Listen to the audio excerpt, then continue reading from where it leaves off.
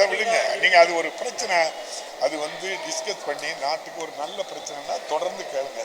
இது ஒரு நன்மை பயக்க முடியாத விஷயம். தலைவர் கவனத்துக்கு வந்த உடனே அந்த பிரச்சனையை முடிஞ்ச உடனே அது பண்றதுதான் ஒரு பத்திரிகை தர்மம் அப்படின்னு சொன்னா மக்களுக்கு ஒரு கருத்தை சொன்னா அது நல்லா ரீச் ஆகும். நேற்று கேட்டீங்க நீட்டு, அது ஒரு நல்ல தமிழ்நாட்டு மக்களுக்கு வஞ்சிக்கிறது. அதில் கூட நேற்று நான் பொதுவாக தான் சொன்னேன். இப்போ எம்பிபிஎஸ் இந்தியா முழுவதும் நீட்டை வச்சு தான் தேர்ந்தெடுக்கணும் எல்லா இன்ஸ்டிடியூஷனும், மத்திய அரசோ மாநில அரசோ எதுவும். அதே போல் பிஜி எடுக்கும்போது எல்லாருக்கும் அந்த சம வாய்ப்பு கொடுக்கல.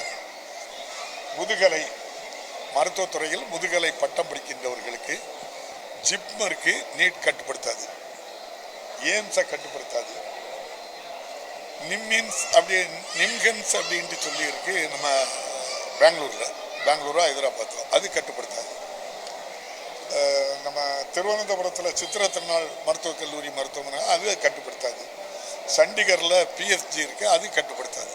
இப்படி ஒரு 4-5 பல்கலைக்கழகங்கள், அந்த மருத்துவ பல்கலைக்கழகங்கள் மருத்துவக் கல்லூரிகள்லாம் ஒன்றாக இணைத்து அவங்களுக்குள்ள என்ன வச்சிருக்காங்க, ஒரு அமைப்பு வச்சிருக்காங்க. அப்போ ஒரு நீட்டு நமக்கு ஒரு நீதி, இன்னும் சிலருக்கு ஒரு நீதி வச்சிருக்காங்க. நம்ம அதுதான் நம்முடைய முதல்வர் நேற்றே நான் சொன்னேன், நிச்சயமாட்டு உச்சநீதிமன்றம் இது நம்ம தமிழ்நாட்டில் நடக்கிறது சட்டத்தின் ஆட்சி. நீங்கள் சொல்லுங்கள், ஆளுங்கட்சி எதிர்கட்சின்னு பார்க்காம தவறு யார் செய்திருந்தாலும் நடவடிக்கை எடுக்கக்கூடிய ஒரு முதலமைச்சர், ஆளுங்கட்சி எதிர்கட்சின்னு பார்க்கல. அந்த அடிப்படையில் தான் நம்முடைய மாண்புமிகு முதல்வர்கள் சட்டத்தின் ஆட்சி.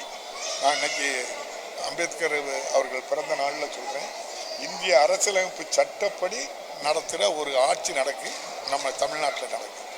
உத்தரப்பிரதேசத்தில் உச்சநீதிமன்றம் என்ன தீர்ப்பு சொல்லியிருக்கு அங்கே நடக்க ஆட்சியை பற்றி? இந்திய அரசியலமைப்பு சட்டத்துக்கு எதிராட்டு ஆட்சி நடக்குன்னு உச்சநீதிமன்ற தலைமை நீதிபதி சொல்றாங்க. அந்த நிலை நமக்கு இருக்கா? இல்லையே. அப்போ உத்தரப்பிரதேசம்னா RSS சித்தாந்தம் நிறைய இருக்கக்கூடிய இடம். அங்கே கல்வி எப்படி இருக்கு, பொருளாதாரம் எப்படி இருக்கு, வளர்ச்சி எப்படி இருக்கு? இன்னைக்கு தமிழ்நாட்டில் 9.69% வளர்ச்சி இருக்கு.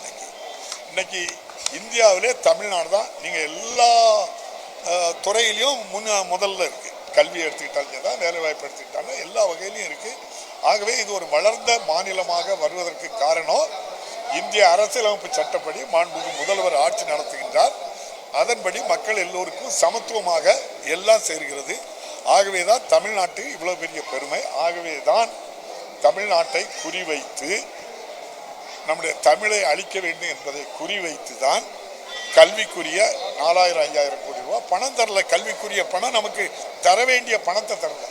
பாவம் ஏழைகள் 100 நாள் வேலை செய்த அந்த 100 நாள் வேலை செய்த பணம் 4000 கோடியை தரல. நீங்க இதெல்லாம் நியாயமா சொல்லுங்க? அப்ப இவ்வளவு நம்மள தமிழகத்தை வஞ்சித்தாலும் நம்முடைய முதல்வர் அவர்கள் அதையும் தாண்டி கொள்கை பிடிப்போடு தமிழக மக்களுக்காக உழைத்துக் கொண்டிருக்கின்றார்கள். ஆகவே தமிழ்நாட்டில் நம்முடைய மாண்புமிகு முதலமைச்சருடைய எண்ணங்களும் சிந்தனைகளும் மக்களை பற்றியே சிந்தித்து வந்திருக்கின்றார்கள். புதிய கல்விக் கொள்கையை நம்ம ஏற்கலைன்னாங்க. ஏன் ஏற்கலைன்னு நம்ம முதல்வர்கிட்ட கேளுங்க. இப்போ 10, 12 மட்டும் பொது தேர்வு இருக்கு. அதே பொது தேர்வை 3, 5, 8 கொண்டு வரணும்னு புதிய கல்விக் கொள்கை சொல்லுது. அந்த புதிய கல்விக் கொள்கையில 3, 5, 8 ஃபெயில் ஆனா ஒரு வாய்ப்பு, அதுலயும் ஃபெயில் ஆனா தாய் தோப்பம் செய்கிற தொழிலுக்கு போக சொல்றாங்க. அது நியாயமானதான். புதிய கல்விக் கொள்கையை நம்முடைய முதல்வர் எதிர்க்கிறாங்க. அதனால்தான் பெற்றோராக நம்மளை முதல்வரை நினைத்து, சாமானிய மக்களுக்கு இது புரியாது. இந்த சட்டத்தில் கையெழுத்து போட்டால் நாளைக்கு என்ன வரும், நம்ம பிள்ளைகளுக்கு இவ்வளவு கஷ்டங்கள் வரும். அதனால்தான் எல்லா பிள்ளைகளும் அப்பா என்று நம்முடைய மாண்புமிகு முதல்வரை அழைக்கின்றார்கள். நன்றி, வணக்கம். தமிழ் புத்தாண்டு தை மாதம் 1ஆம் தேதி, இது சித்திரை மாதம் 1ஆம் தேதி இன்னைக்கு. நன்றி.